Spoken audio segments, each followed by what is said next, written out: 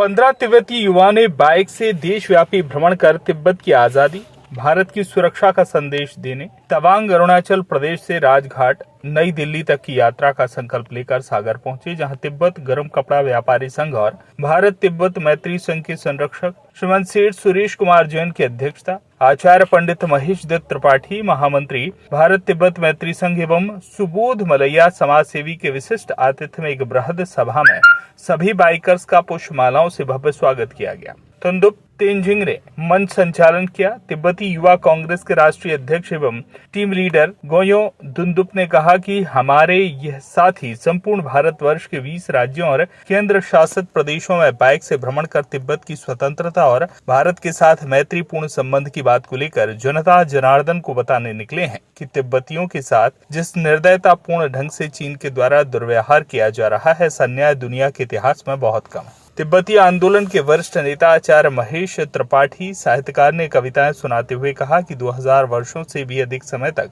तिब्बत एक स्वतंत्र देश के रूप में भारत और चीन के मध्य रहा है, लेकिन 1949 से 1959 तक साम्यवादी चीन ने तिब्बत पर अवैध कब्जा कर वहां के मठ मंदिर संस्कृति को नष्ट करने का कुत्सित प्रयास किया, जिससे नोबेल पुरस्कार विजेता परम पावन दलाई लामा भारत में रह रहे हैं। आज सनातनी हिंदुओं ने भगवान शिव के प्रकट स्थल कैलाश पर्वत मानसरोवर यात्रा चीन के द्वारा बाधित है। तिब्बत जिसे विश्व की छत कहा जाता है, वहां पर चीन द्वारा वन, पेड़ पौधे, जीव जंतु, खनिज तथा जल संसाधन जैसे पर्यावरणीय विनाश के साथ ही ब्रह्मपुत्र जैसी बड़ी नदी के मार्ग को बदलने, वहां बड़े बड़े डैम बनाने से भारत को बड़ा खतरा भविष्य में किया जा रहा है। हमारी मांग है कि परम पावन दलाई लामा को भारत रत्न दें, संसद में ससम्मान आमंत्रित करने हमारे देश की संसद के माननीय सदस्य पहल करें और एक दिन हमारी तिब्बती भाई बहन निर्वासन से मुक्त होकर राजधानी लहासा में अपनी मातृभूमि में पहुंचे। त्रिपाठी ने कहा कि तिब्बती समुदाय ने अपनी अद्भुत संस्कृति और आध्यात्मिक विरासत की रक्षा और अपने न्यायपूर्ण अधिकार की प्राप्ति के संदर्भ में वैचारिक प्रतिबद्धता, समर्पण, साहस, धीरज का प्रशंसनीय परिचय दिया है। इसलिए इस कपकपाती ठंड में निकले तिब्बती युवाओं का हम सब सागरवासी दिल से स्वागत करते हैं।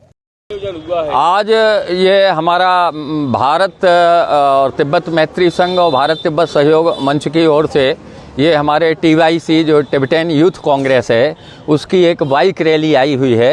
ये बाइक रैली अरुणाचल प्रदेश के तवांग से लेके वो दिल्ली तक ये हमारे जो बाइकर्स हैं ये जा रहे हैं।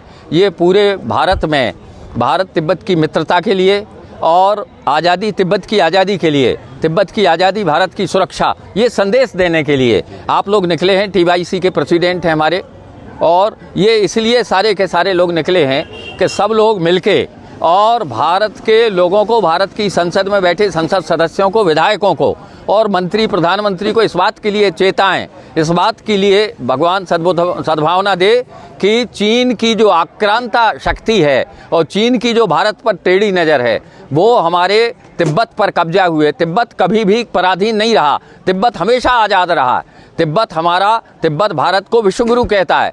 तिब्बत को जो है हमारे दलाई लामा जी कहते हैं कि भारत विश्वगुरु है। वास्तव में तिब्बत और भारत के धार्मिक और आध्यात्मिक संबंध रहे हैं और उन संबंधों के आधार पर तिब्बत जो पठार है, वास्तव में तिब्बत के लोगों की संस्कृति भगवान बुद्ध की संस्कृति है और भगवान बुद्ध ने पूरे विश्व में करुणा का संदेश दिया, शांति और सद्भाव का संदेश दिया। इसलिए परम पावन दलाई लामा जी को नोबेल पुरस्कार मिला। हम लोगों की मांग ये है कि परम पावन दलाई लामा जी को एक बार भारत रत्न की उपाधि भी मिले, भारत की संसद में बुलाया जाए, कैलाश मानसरोवर का निष्कंटक यात्रा हो भारत के लोगों की।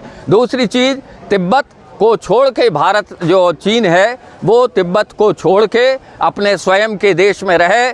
तिब्बत में जो तिब्बती मूल तिब्बती हैं उनको एक बार वहाँ की राजधानी लहासा जाने का मौका मिले। जैसे हम भारत के लोग अपनी आज़ादी के लिए 350 साल लड़े, वैसे ही वे भी लगातार 70-75 साल से लड़ रहे हैं। हम लोग चाहते हैं कि तिब्बत भी आज़ाद हो, हमारा पड़ोसी भी स्वस्थ रहे, सुखी रहे, वैसे हम लोग भारत के लोग भी स्वस्थ रहें। ये इसी मांग को लेके जन जागृति के लिए हमारे TYC की ये बाइक रैली आई हुई।